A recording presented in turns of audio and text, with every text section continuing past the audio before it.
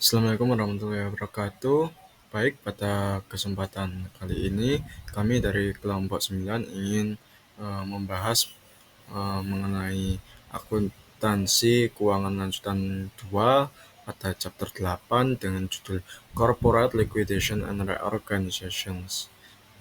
Kelompok Kami dari kelompok 9 eh, dengan anggota yang pertama ada Demas Ryan Arkananta dengan NPM akhir 261, lalu ada Melvin Abelwi dengan NPM akhir 275, lalu ada Muhammad Adrian Amada dengan NPM akhir 138, dan ada Muhammad Ridho Alam Al-Jawi dengan NPM akhir 300.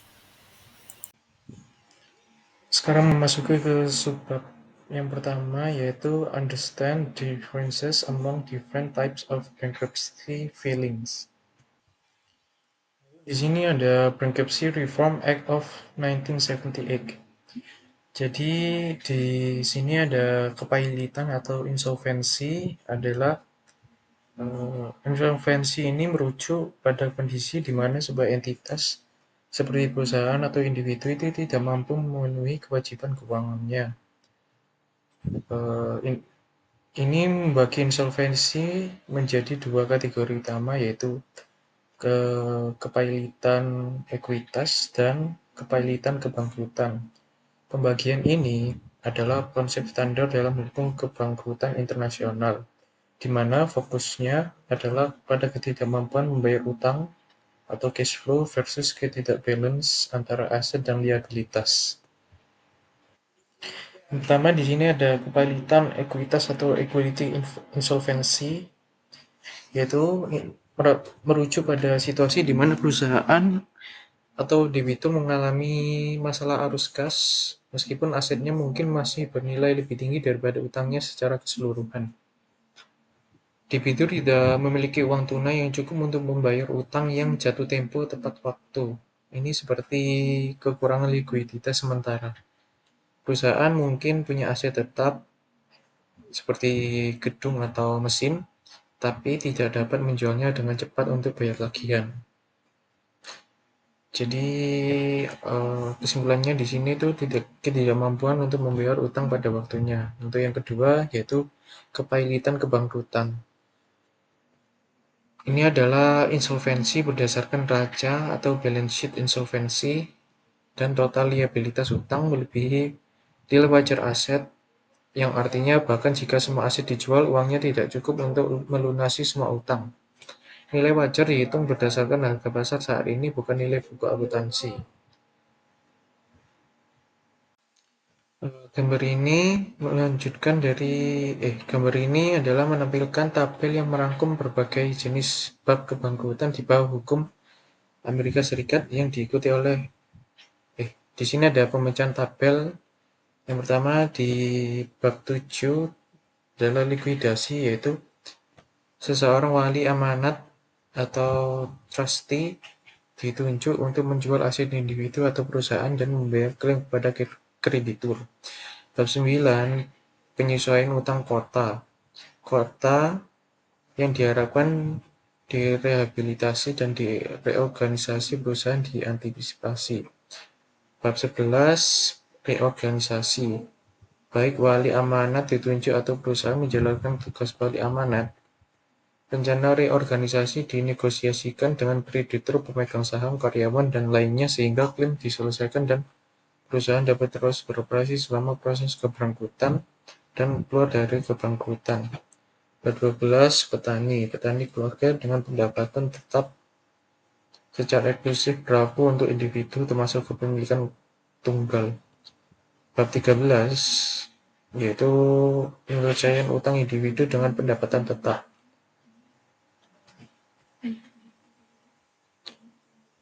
Terus di sini ada tambahan, yaitu dampak dari BAPCPA, yaitu Undang-Undang Pencegahan Penyalahgunaan Kebangkrutan dan Perlindungan Konsumen.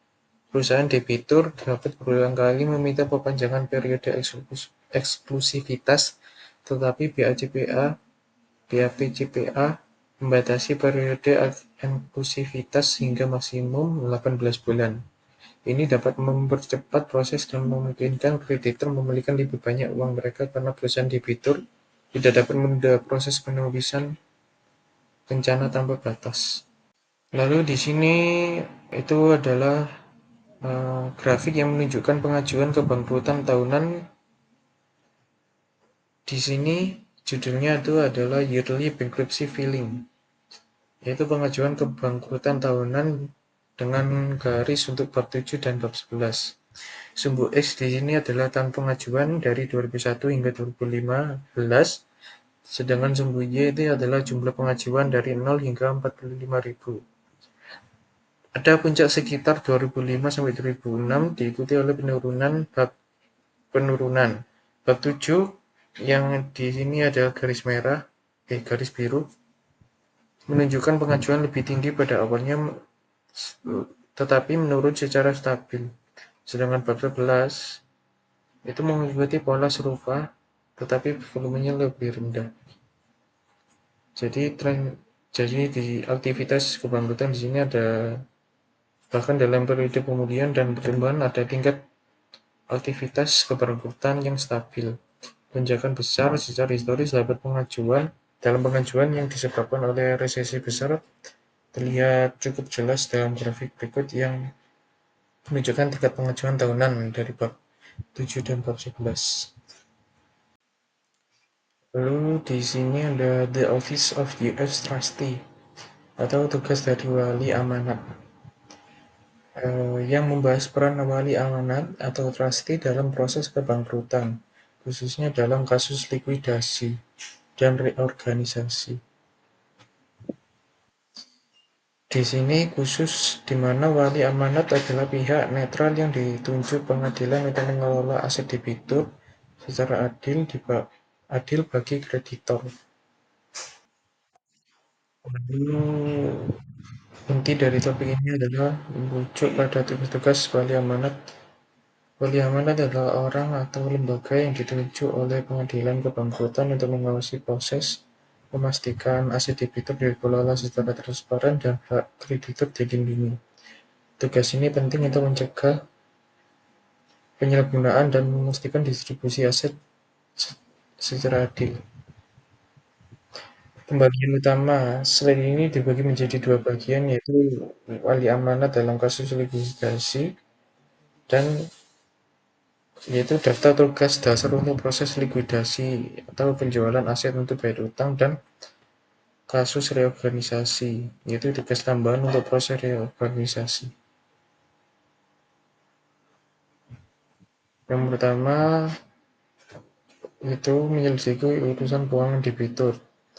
Wali amanat harus menyelidiki secara mendalam kondisi keuangan debitur termasuk aset, liabilitas, transaksi masa lalu, dan potensi penipuan. Ini termasuk memeriksa buku akuntansi, kontrak, dan catatan keuangan untuk memastikan tidak ada aset yang disembunyikan atau transfer ilegal seperti fraudulent conveyance.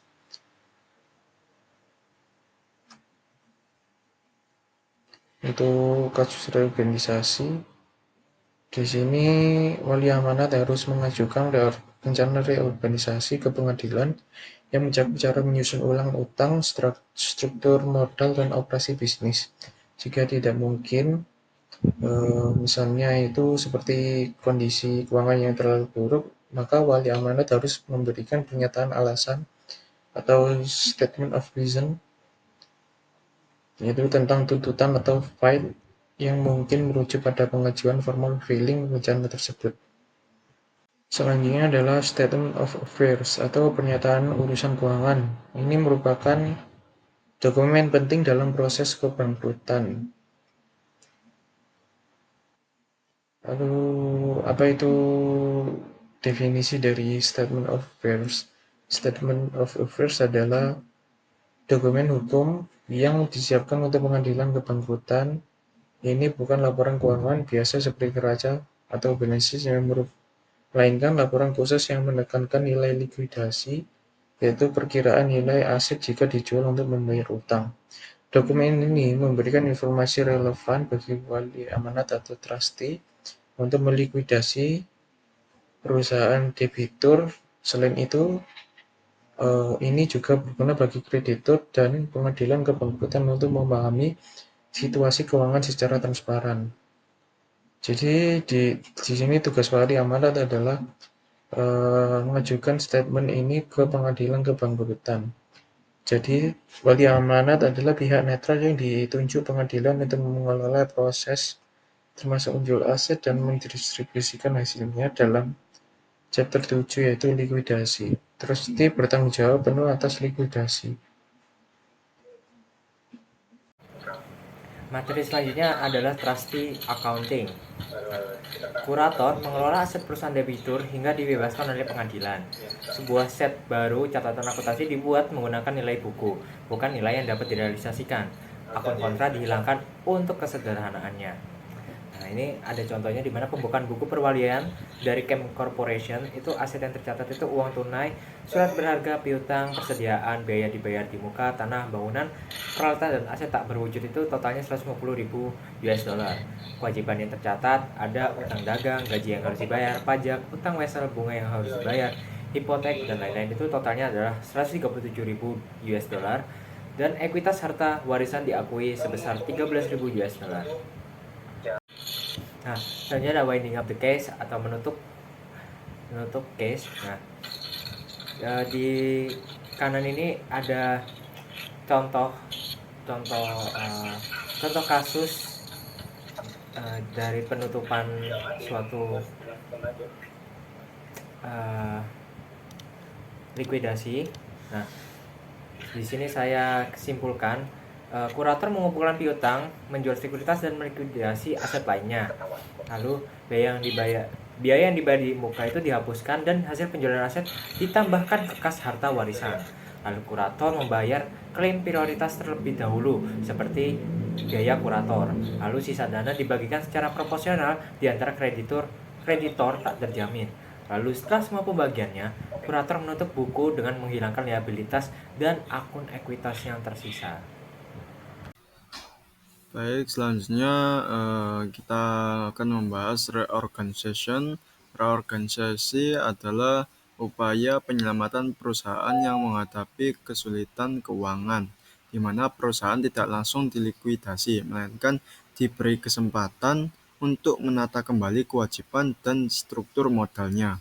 Dalam proses ini, pengadilan dapat menunjuk seorang trustee atau membiarkan perusahaan tetap dikelola oleh manajemen lama sebagai debtor in possession. Seorang trustee biasanya hanya ditunjuk bila ditemukan penipuan, ketidakjujuran, atau salah urus yang serius. Baik trustee maupun debtor in possession memiliki tanggung jawab yang sama, yaitu mengelola aset perusahaan, menyusun daftar kreditor dan laporan keuangan, memeriksa klaim kreditor, serta mengajukan rencana reorganisasi. Selain itu, ada juga komite kreditor atau represi komite yang berperan melindungi kepentingan para kreditor. Komite ini dapat meninjau transaksi yang diajukan debitur selama proses kepailitan dan menyampaikan keberatan kepada pengadilan. Semua negosiasi dengan debitur dalam penguasaan harus dilakukan melalui komite kreditor. Selama reorganisasi, perusahaan tetap diperbolehkan beroperasi, tetapi dengan pengawasan ketat dan pembatasan pengadilan. Lalu ada operasi di bawah chapter 11, yaitu memiliki keuntungan sekaligus kerugian. Dari sisi keuangan, perusahaan dapat memangkas biaya tenaga kerja, membatalkan kontrak atau perjanjian sewa yang merugikan, menghentikan pengakuan bunga atas utang tanpa jaminan, serta lebih mudah melakukan restrukturisasi utang. Namun dari sisi kerugiannya juga, perusahaan seringkali kehilangan kepercayaan dari kreditor, pemasok, dan pelanggan. Selain itu, setiap keputusan bisnis penting harus mendapat persetujuan dari pengadilan, dan biaya hukum maupun administrasi yang timbul dari proses reorganisasi bisa sangat tinggi. Pusat dari proses ini adalah The Plan of Reorganization. Pada 120 hari pertama, hanya debitur yang boleh mengajukan rencana reorganisasi. Setelah itu, trustee, komite kreditor, atau pihak lain juga bisa mengajukan rencana reorganisasi. Setelah itu, trustee, komite kreditor, atau pihak lain juga bisa mengajukannya.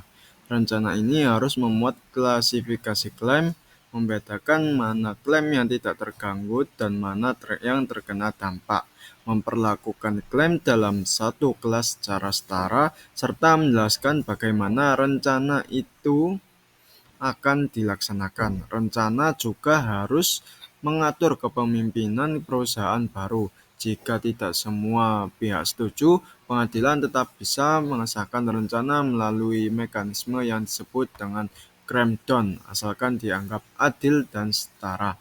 Selanjutnya, kita akan masuk ke dalam financial reporting during organization atau proses laporan selama proses reorganisasi.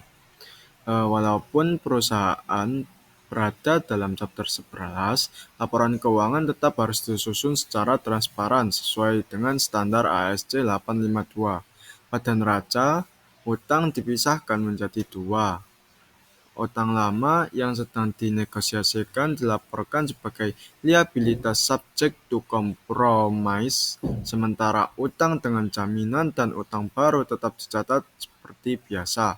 Pada laporan laba rugi, biaya reorganisasi seperti biaya pengacara, konsultan, dan biaya pengadilan ditampilkan sebagai pos khusus, yaitu reorganization items. Hal ini membantu pembaca laporan membedakan antara hasil operasi normal perusahaan dan dampak dari proses reorganisasi. Sebagai contoh, Hawaiian Airlines pernah mencatat biaya reorganisasi lebih dari 115 juta dolar. Padahal tanpa biaya itu, hasil operasionalnya masih positif. Pada laporan arus kas yang berkaitan dengan reorganisasi dipisahkan dari aktivitas normal perusahaan, dan metode langsung sangat dianjurkan untuk meningkatkan transparansi. Selain itu, ASC 852 juga mensyaratkan laporan gabungan ringkas untuk semua entitas dalam grup yang ikut reorganisasi, agar hubungan antar perusahaan dapat terlihat dengan jelas. Lalu masuk ke LO yang terakhir 18.4, yaitu Financial Reporting for the Emerging Company, yaitu laporan setelah perusahaan keluar dari reorganisasi. Ada dua kemungkinan di sini. Jika perusahaan memenuhi syarat, maka ia menggunakan fresh start reporting. Syaratnya ada dua, nilai aset organisasi lebih kecil daripada total kewajiban, dan pemegang saham lama memiliki kurang dari 50% kepemilikan dalam entitas baru. Jika terpenuhi, maka perusahaan diperlakukan sebagai entitas baru. Semua saldo laba atau rugi ditahan lama dihapus, aset dinilai ulang berdasarkan reorganization value, kewajiban dicatat pada nilai wajar, dan laporan keuangan baru dimulai dari nol. Lalu fresh start reporting memiliki beberapa rincian teknis, yaitu nilai organisasi dialokasikan ke aset berwujud dan tak berwujud. Jika ada sisa, dicatat sebagai intangible. Kewajiban dicatat sesuai dengan nilai wajar. Laporan terakhir entitas lama menunjukkan penyesuaian yang dilakukan, dan laporan pertama entitas baru harus mengungkapkan detail penyesuaian aset, utang yang dihapus, serta faktor yang menentukan nilai reorganisasi. Perlu dicatat, laporan entitas baru tidak bisa langsung dibandingkan dengan laporan entitas lama, sehingga keduanya harus ditampilkan secara terpisah. Namun, bila perusahaan tidak memenuhi syarat fresh start, maka laporan keuangannya tetap melanjutkan catatan lama. Perbedaannya, liabilitas baru dinilai pada nilai kini dengan bunga yang sesuai dan utang yang dihapus dicatat sebagai keuntungan luar biasa atau pos khusus. Sini metode quasi reorganization juga tidak boleh digunakan. Illustration of reorganization case. Biaya yang terkait dengan kepilitan, termasuk semua biaya komite kreditur dan juga komite pemegang saham, itu akan dibebankan pada saat terjadinya dan dibayar tunai. Dalam kasus reorganisasi ini, ada beberapa bagian yang harus dituntaskan. Pertama adalah reclassification of liabilities subject to compromise, atau klasifikasi ulang kewajiban yang dapat dikompromikan. Jadi meskipun klasifikasi ulang liabilitas yang dapat dikompromikan tidak menimbulkan kesulitan dalam penyusunan neraca dan laporan laba rugi, hal tersebut mempersulit penyusunan laporan arus kas. Lalu ada di reorganization plan, di mana setelah negosiasi ekstensif di antara para pihak yang berkepentingan, nilai reorganisasi itu akan disepakati dan rencana untuk reorganisasi akan diajukan ke pengadilan. Ketentuan rencana reorganisasi yang diusulkan itu akan meliputi hal-hal berikut. Yang pertama adalah utang obligasi yang biasanya dijamin dengan tanah dan juga beberapa bangunan.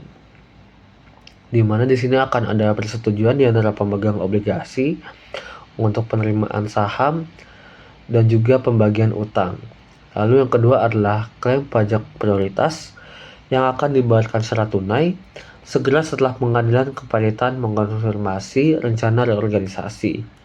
Lalu sisa klaim tanpa jaminan, non prioritas dan juga repetisi itu akan diselesaikan dengan langkah-langkah yang diselesaikan oleh kreditur terkait utang usaha. Lalu juga ada bunga yang harus dibayar, ada uang kertas atau cash juga yang harus dibayarkan ke bank, dan juga trading di antara pemegang saham. Lalu yang keempat adalah pemegang saham akan menukar saham mereka dengan saham biasa dari perusahaan yang sedang berkembang. Selanjutnya adalah fresh start reporting atau pelaporan yang akan baru dimulai. Dalam nilai reorganisasi berlebih atas nilai wajar aset yang dapat diidentifikasi dimasukkan. Untuk neraca yang direorganisasi adalah neraca akhir entitas lama dan juga neraca pembukaan entitas baru. Meskipun neraca pembukaan entitas itu baru mencerminkan nilai reorganisasi aset, tapi dalam peraturan GAAP atau ASC 852 itu menetapkan bahwa penyusunan terhadap biaya historis itu harus diungkapkan dalam catatan laporan keuangan awal. Mereka harus mengungkapkan jumlah pengampunan utang, defisit yang dihilangkan, dan juga faktor-faktor kunci yang digunakan dalam penentuan nilai reorganisasi. Baik, sekian dari pemaparan kelompok kami. Mohon maaf bila ada salah kata atau kurangnya pengetahuan kami. Terima kasih telah menonton. Semoga ilmu yang kami sampaikan bermanfaat. Terima kasih.